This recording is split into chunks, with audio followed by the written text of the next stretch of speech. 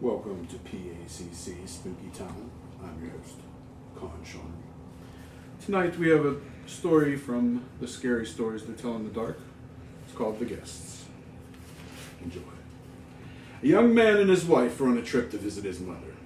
Usually they arrived in time for supper, but they had gotten a late start and now it was getting dark. So they decided to look for a place to stay overnight and go in the morning. Just off the road, they saw a small house in the woods. Maybe they rent rooms, the wife said. So they stopped to ask. An elderly man and woman came to the door. They didn't rent rooms, they said, but they would be glad to have them stay overnight as their guests. They had plenty of room and they would enjoy the company. The old woman made coffee and brought out some cake. And the four of them talked for a while. Then the young couple were taken to their room. They again explained that they wanted to pay for this, but the old man said he would not accept any money. The young couple got up early the next morning before their hosts had awakened. On a table near the front door, they left an envelope with some money for the room. Then they went out to the next town. They stopped in a restaurant and had breakfast. When they told the owner where they had stayed, he was shocked. "That can't be," he said. "That house burned to the ground and a man and a woman who lived there died in fire." The young couple could not believe it. So they went back to the house. Only now there was no house. All they found was a burned out shell. They stood staring at the ruins, trying to understand what had happened. Then the woman screamed. In the rubble was a badly burned table, like the one they had seen by the front door. On the table was the envelope they had left that morning.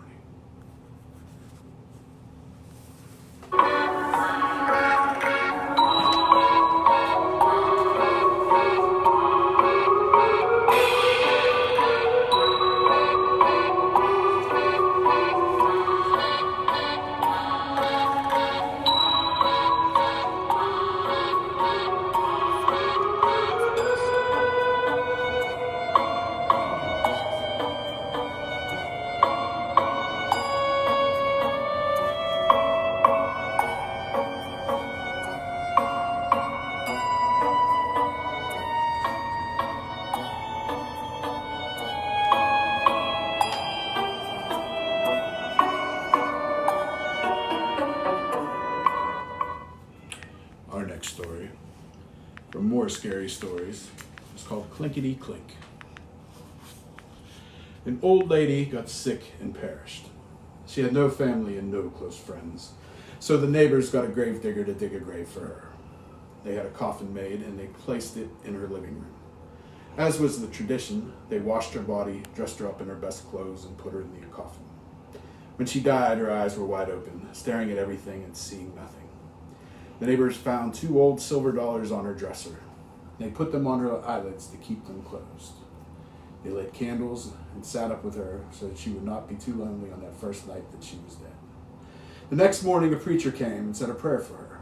Then everybody went home. Later, the gravedigger arrived to take her to the cemetery and bury her. He stared at the silver dollars on her eyes, and he picked them up. How shiny and smooth they were, how thick and heavy. "They're beautiful," he thought, "just beautiful." He looked at the dead woman with her eyes wide open. He felt she was staring at him, watching him hold her coins. It gave him a creepy feeling. He put the coins back on those eyes of hers to keep them closed. But before he knew it, his hands reached out again and grabbed the coins and stuck them in his pocket. Then he grabbed a hammer and quickly nailed the lid on the coffin. "Now you can't see anything," he said to her. Then he took her out to the cemetery and buried her as fast as he could. When the gravedigger got home, he put the 2 silver dollars in a tin box and shook it. The coins made a cheerful, rattling sound, but the gravedigger wasn't feeling cheerful. He couldn't forget those eyes looking at him. When it got dark, a storm came up, and the wind started blowing. It blew all around the house. It came in through the cracks, and around the windows, and down the chimney. Bazoo! It went. Bazee, bazee, bazoo! The fire flared and flickered. The gravedigger threw some fresh wood on the fire, got into bed, and pulled the blankets up to his chin. The wind kept blowing. Bazoo! It went. Bazee, bazee, bazoo! The fire flared and flickered and cast evil-looking shadows on the walls. The gravedigger lay there thinking about the dead woman's eyes staring at him. The wind blew stronger and louder. The fire flared and flickered and popped and snapped, and he got more and more scared. Suddenly he heard another sound. Clinkety-clink, clinkety-clink. It went. Clinkety-clink, clinkety-clink. It was the silver dollars rattling in the tin box. "Hey!" the gravedigger shouted. "Who's taking my money?" But all he heard was the wind blowing. Bazee, bazee, bazoo! And the flames flaring and flickering and snapping and popping, and the coins going clinkety-clink, clinkety-clink. He leaped out of bed and chained up the door. Then he hurried back. But his head had barely touched the pillow when he heard clinkety-clink, clinkety-clink. Then he heard something way off in the distance. It was a voice crying, "Where is my money? Who's got my money? Ooh, ooh." And the wind blew, bazee, bazee, bazoo. And the fire flared and flickered, snapped and popped, and the money went clinkety-clink, clinkety-clink. The gravedigger was really scared. He got out of bed again, piled all the furniture against the door, and he put a heavy iron skillet over the tin box. He jumped back into bed and covered his head with the blankets. But the money rattled louder than ever, and way off the voice cried, "Give me my money! Who's got my money? Ooh, ooh."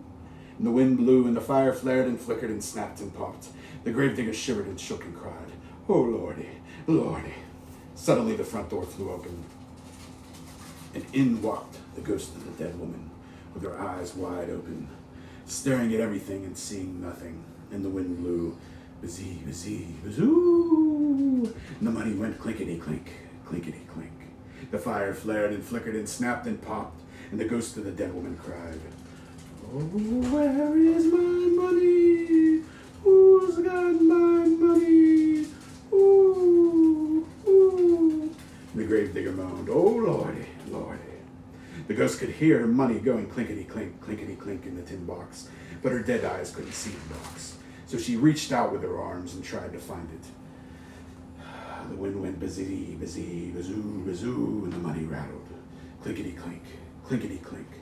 The fire flared and flickered and snapped and popped, and the gravedigger shivered and shook and moaned, "Oh, Lordy, Lordy." The woman cried, "Give me my money. Who's got my money? Ooh, ooh." "You've got it."